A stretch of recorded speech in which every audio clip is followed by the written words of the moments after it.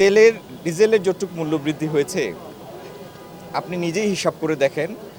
যদি 30 লিটার তেলের জন্য ডিজেলের জন্য 450 টাকা, 200 কিলোমিটার একটা ট্রাক আসার জন্য লাগে 30 লিটার তেল। একটা ট্রাক পরিবহন করে 10,000 কেজি। সুতরাং আপনি মানে প্রতি কিলোমিটার হিসাবে 40-45 মানে 10,000 কেজির জন্য এই 200 কিলোমিটারে 40-45 পয়সার বেশি তার খরচ বৃদ্ধি পায় নাই। সুতরাং ডিজেলের কারণে মূল্যবৃদ্ধির কারণে যে মূল্যস্ফীতি ঘটবে সেই পরিমাণ মূল্য তো বৃদ্ধি হয় নাই।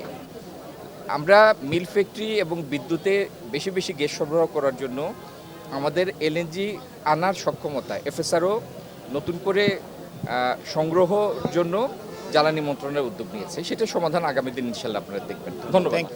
বাংলাদেশের পাট বীজ এখনও আসে অন্য দেশ থেকে।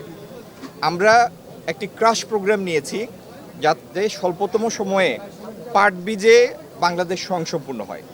প্রতি বছর আমাদের 4,500 থেকে 5,000 মেট্রিক টন পাট বীজ লাগে। তো এই যেটি হয় এই 5,000 হোক 6,000 হোক এই পাট বীজে স্বয়ংসম্পূর্ণ হব আমরা, সেজন্য আমরা ক্রাশ প্রোগ্রাম নিয়েছি।